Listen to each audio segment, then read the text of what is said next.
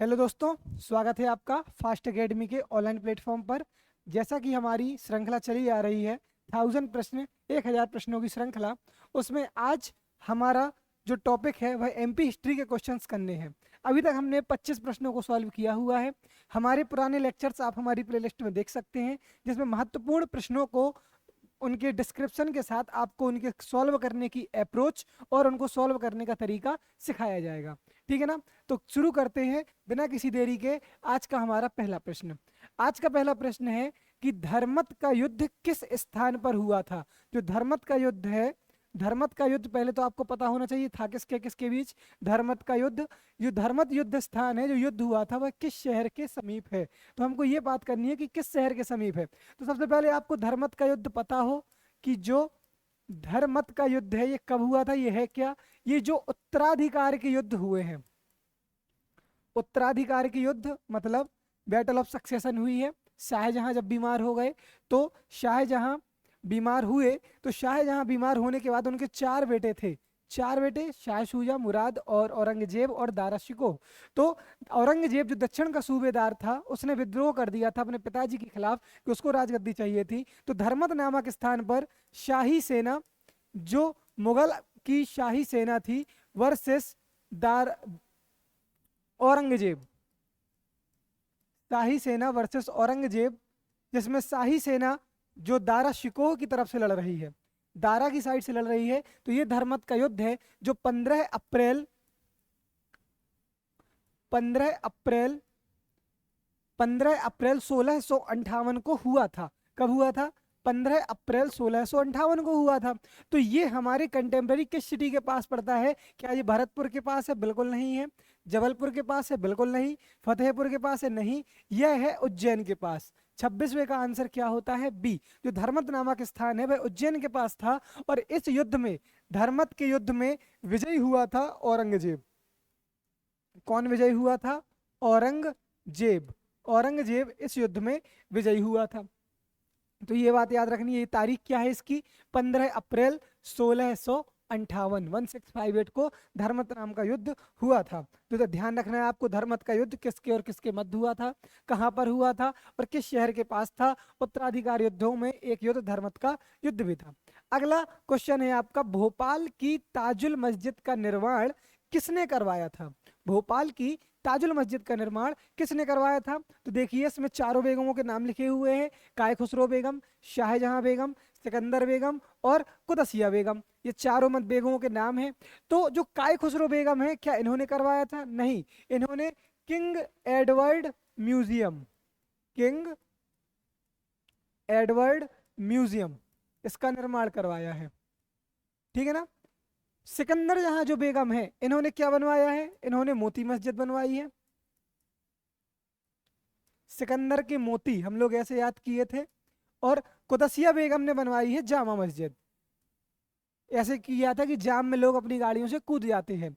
तो जो ताजुल मस्जिद का निर्माण है वह किसने करवाया है? शाहजहां बेगम। ऐसे ही आ सकते हो, ताजमहल का निर्माण मुगल काल में शाहजहां ने करवाया है, वैसे ही ताजुल मस्जिद का निर्माण भोपाल सल्तनत में शाहजहां बेगम ने करवाया है। और जो शाहजहां बेगम की निर्मित जो ताजुल मस्जिद है, यह आंगन की दृष्टिकोण से, जो इसका आंगन है, प्रिमिसेस है, उसकी दृष्टि से भारत की सबसे बड़ी मस्जिद है। ये भारत की सबसे बड़ी मस्जिद है। तो ताजुल मस्जिद का निर्माण किसने करवाया है? शाहजहां बेगम ने करवाया है। काय खुसरो बेगम ने किंग एडवर्ड म्यूजियम का निर्माण कराया है। सिकंदर जहां बेगम ने आपकी मोती मस्जिद का निर्माण कराया है। और कुदसिया बेगम ने आपकी जामा मस्जिद का निर्माण कराया है। तो यह आपको ध्यान रखना है। चलते हैं अगले प्रश्न की ओर। फैक्चुअल प्रश्न है एमपी हिस्ट्री के। 28 क्वेश्चन है कि संगीता अग्निहोत्री का संबंध किससे है। ये रिसेंटली बहुत ही ट्रेंडिंग में रही है महिला। ये संगीता अग्निहोत्री जी का संबंध किस विधा से है? क्या ये बांसुरी वादक हैं? क्या ये सितार वादक हैं? ऑप्शन डी है आपका सारंगी वादक, ऑप्शन बी है आपका तबला वादक। तो ये ये मुख्यतः ये तबला वादक हैं। इसका ऑप्शन क्या है 28 का? बी। संगीता अग्निहोत्री तबला वादक हैं, इंदौर से संबंध रखती है, इनका शहर है इंदौर।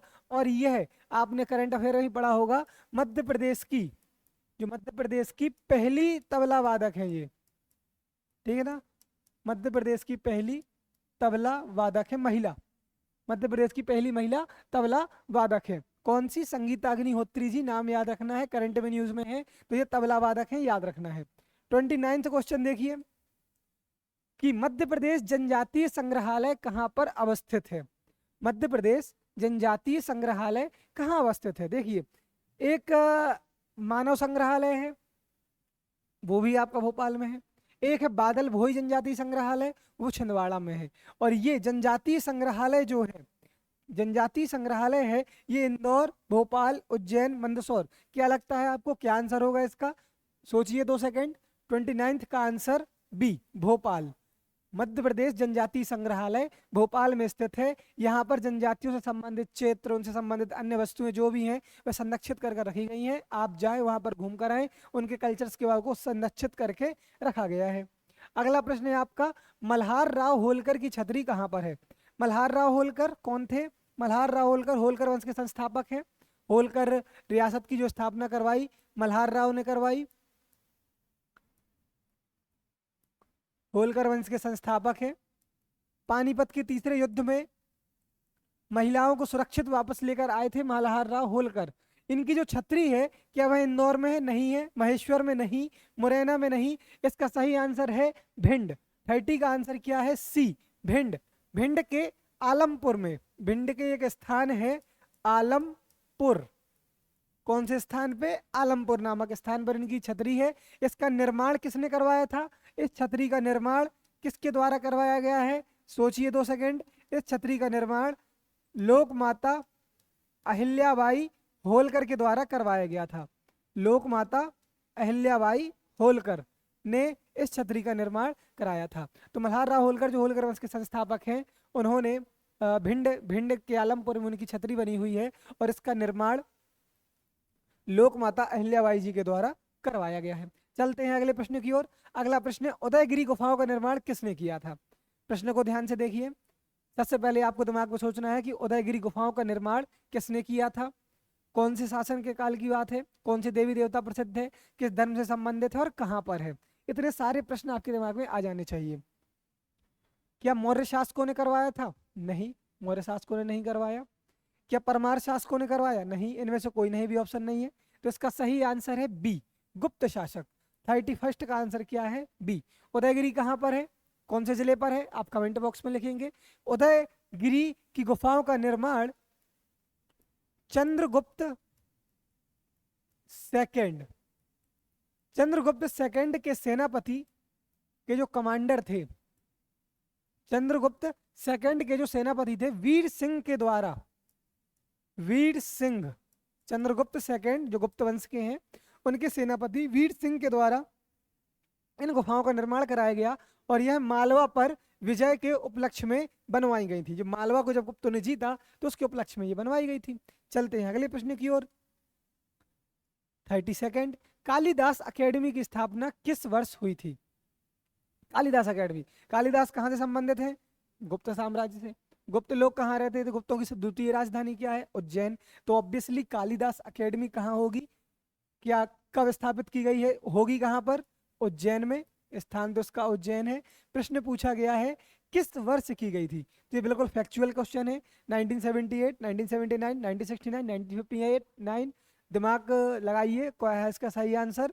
अगर आप मेरी तरह सही सोच रहे हैं तो इसका आंसर है ए, 1978। कालिदास अकेडमी की स्थापना 1978 में की गई थी। इसका उद्देश्य है साहित्यिक विश्लेषण करना, साहित्यिक विश्लेषण करना, एनालिसिस करना लिटरेचर का, और लिटरेचर की प्रोग्रेस के नए नए विचार लाना और उनको साहित्य सृजन में मदद देना। ये कालिदास अकेडमी के उद्देश्य हैं। इसके बाद अगला प्रश्न की ओर चलते हैं। 33 क्वेश्चन, नाट्य भारती नामक संस्था की स्थापना किसने की थी? देखिए, नाट्य भारती जो संस्था है वह आपकी रंगकर्म से संबंधित है ना। रंगकर्म मतलब acting, street play, stage play, उनका निर्माण। और नाट्य भारती कहाँ पर है? एक फैक्ट इस प्रश्न में ही छुपा हुआ है। नाट्य भारती कहाँ पर है? इंदौर में, इंदौर में है नाट्य भारती। इंदौर नामक संस्थान की स्थापना किसने की थी? हबीब तनवीर ने की थी, कि बंसी कौल ने की थी, कि नरहरि पटेल ने की थी, या बाबा डीके ने की थी? किसने की थी ये अपन को नहीं पता। हबीब तनवीर ने नहीं की, बंसी कौल ने नहीं की, नरहरि पटेल ने नहीं की। इसका सही आंसर है बाबा डीके, ऑप्शन डी। 33 का आंसर क्या है? बाबा डीके। नाट्य भारती के 3 भाग हैं, 3 भाग हैं यहाँ पर। एक बालोद्धार मंडल, इसके 3 भाग हैं। बालोद्धार मंडल, दूसरे भाग का नाम है नाट्य भारती,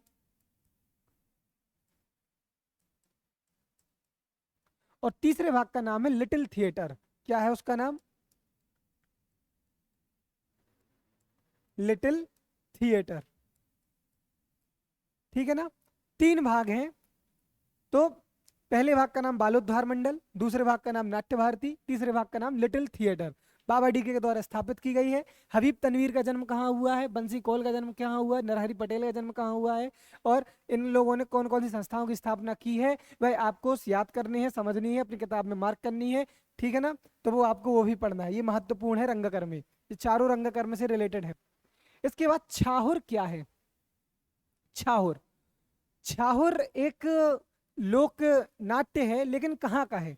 पहले तो आपको क्लियर हो, जितने भी हमारे कल्चर से, एमपी कल्चर से रिलेटेड जो भी चीजें हैं, तो उन सब के बारे में आपको पता होना चाहिए कि ये क्या है। सबसे पहले तो लोक नृत्य है, लोक गायन है, लोक नाट्य है, क्या है भाई आपको पता हो। तो छाहुर सबसे पहले तो हमारे दिमाग में आया कि यह एक प्रकार का लोक नाट्य है। ठीक है ना? अब ये किस एरिया का लोक नाट्य है? देखो पहले यही, अगर यही पता हो तो इससे क्लियर हो जाएगा। चित्रकला नहीं है, लोकगान नहीं है, गोंडों का नृत्य नहीं है, ये कहाँ का बचा? बी। 34th का आंसर क्या है? यह बघेल खंड का लोक नाट्य है। बघेल खंड का लोक नाट्य है, जिसको वहां के अहीर, कुम्हार और किसान, है ना, ये लोग प्रस्तुत करते हैं। और इसका समय क्या है? यह दीपावली के आसपास किया जाता है। दीपावली के समय यह आयोजित किया जाता है। अहीर, कुम्हार लोग इत्यादि ये किसानों के द्वारा, और किसान, फार्मर्स, ये लोग इसको परफॉर्म करते हैं। लोक नाट्य है, बघेलखंड का लोक नाट्य है। तो 34th का आंसर क्या होता है? बी। छाहुर क्या है? बघेलखंड का लोक नाट्य।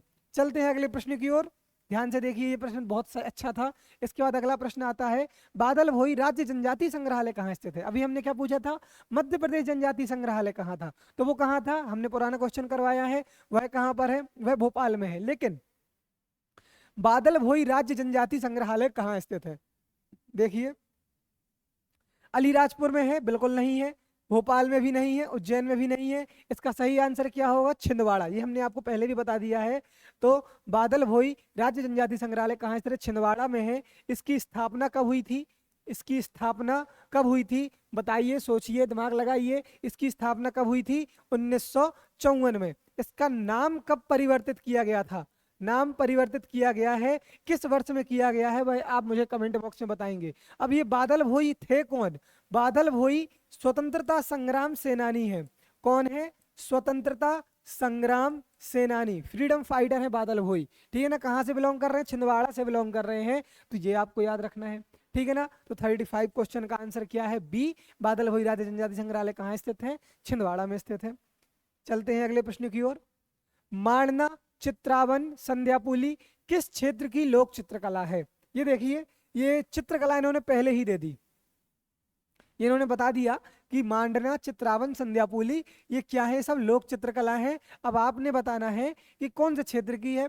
जो मोस्ट ऑफ द 4 सांस्कृतिक प्रदेश है हमारे मध्य प्रदेश में, निमाड़, बुंदेलखंड, बघेलखंड, मालवा, तो ये किस क्षेत्र से बिलोंग करती है? तो क्या ये निमाड़ से बिलोंग करती है? बिल्कुल नहीं। यहाँ की तो ईरत, कंचाली, वरना वो सब होती हैं। बुंदेलखंड की है क्या? नहीं, बुंदेलखंड की तो वो है सुरेती है, चौक है, ये सब चीजें होती हैं। बघेलखंड की क्या है क्या? नहीं, बघेलखंड तेलंगाना, नेउरा में ये सब है। तो क्या बचता है? Option C, Malwa. 36 का आंसर क्या है? सी, मालवा। अब ये जो इन सब की क्या विशेषता होती है? इनके जो प्रमुख चित्रकार हैं, प्रमुख पेंटर हैं मालवा चित्रकारी के, उनका नाम है माधो दास। आपसे कभी पूछ ले कि माधो दास किस चित्रकला से संबंधित है, तो आपको क्या बताना है? मालवा चित्रकला से संबंधित है। इसकी जो दूसरी मुख्य विशेषता है कि इसमें गहरे प्राकृतिक कलरों का प्रयोग किया गया है। गहरे रंगों का प्रयोग किया गया है इसमें। किसका प्रयोग किया गया है? गहरे रंगों का प्रयोग किया गया है।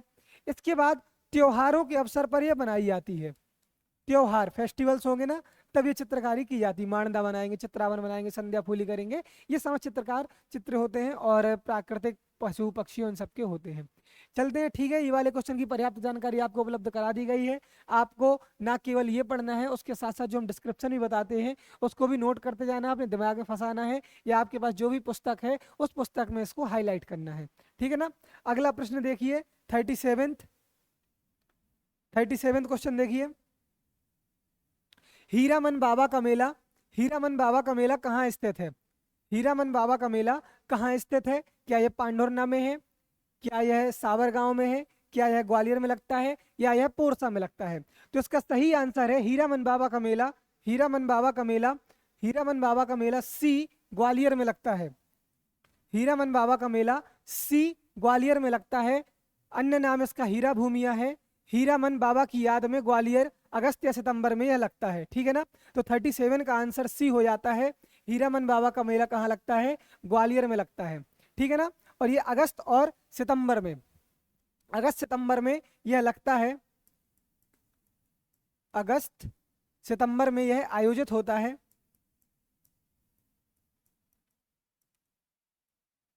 ठीक, अगस्त सितंबर में होता है, हीरामन बाबा की याद में, ग्वालियर के आसपास लगता है।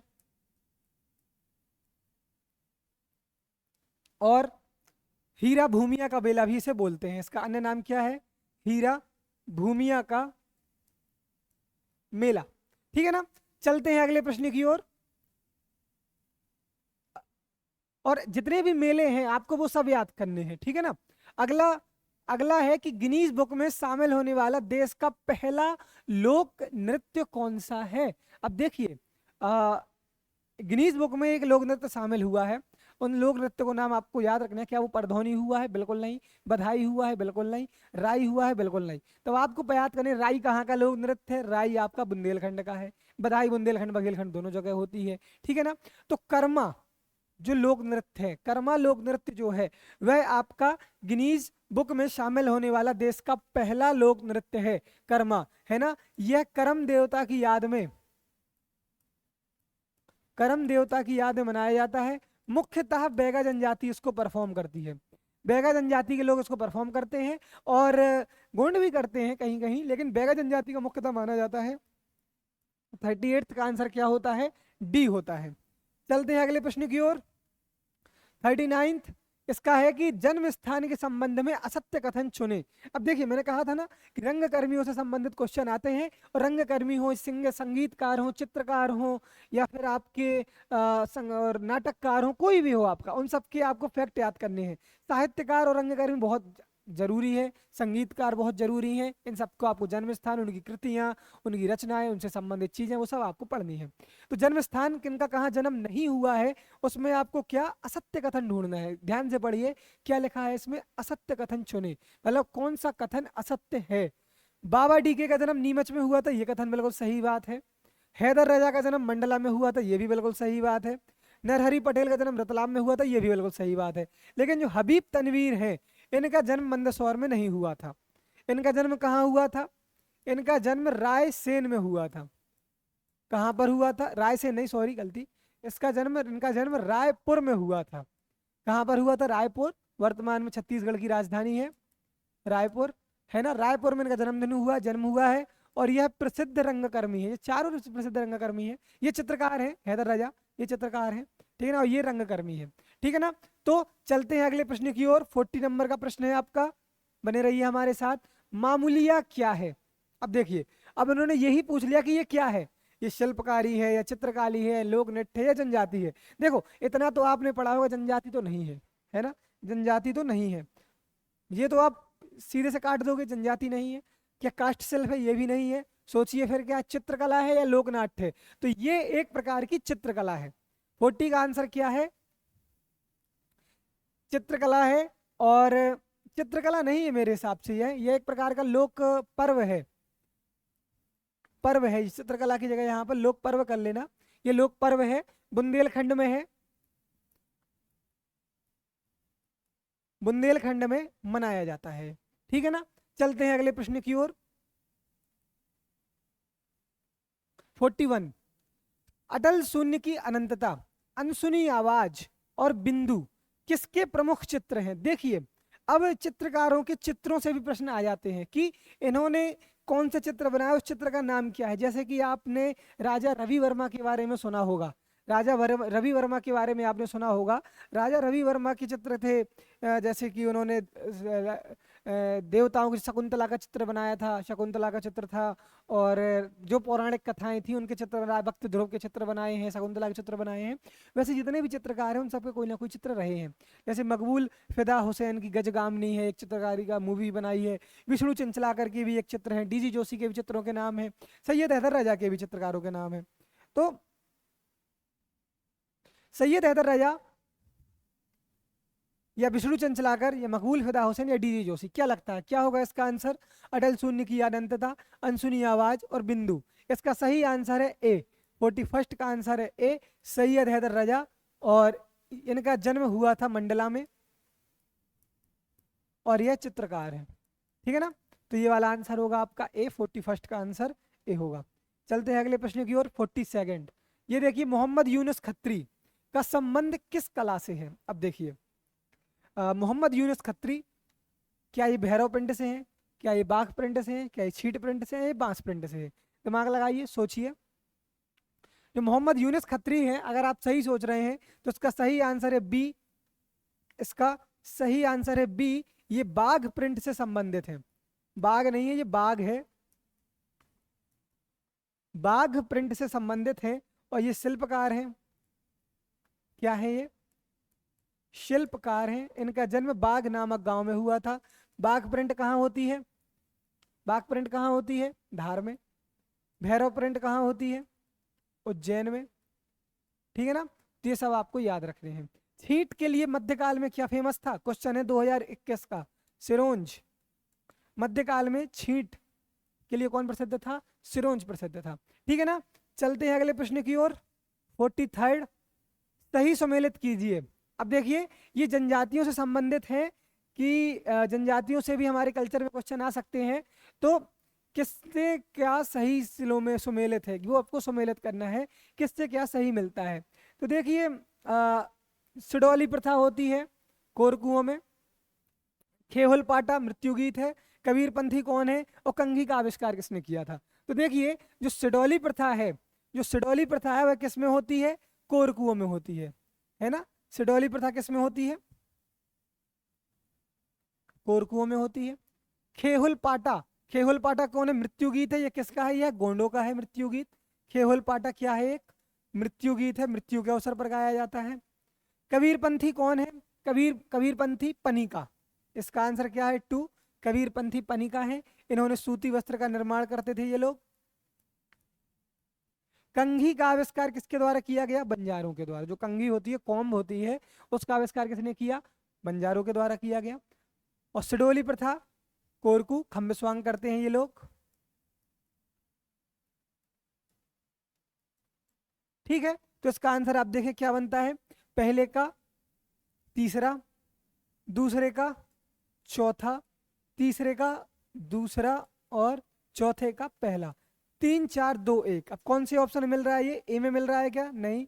बी में मिल रहा है क्या? 3 मिल रहा है, 4 नहीं मिल रहा, तो बी भी नहीं होगा, ये भी नहीं होगा। तो इसका आंसर क्या होगा? डी। 3 4 2 1। इसका 43 का आंसर क्या है आपका? डी, 3 4 2 1। ठीक है ना, डी ऑप्शन इसका सही है। और इस लेक्चर्स की पीडीएफ आपको हमारे टेलीग्राम ग्रुप पर उपलब्ध हो जाएगी, जहां पर आप इसकी पीडीएफ भी देख सकते हैं।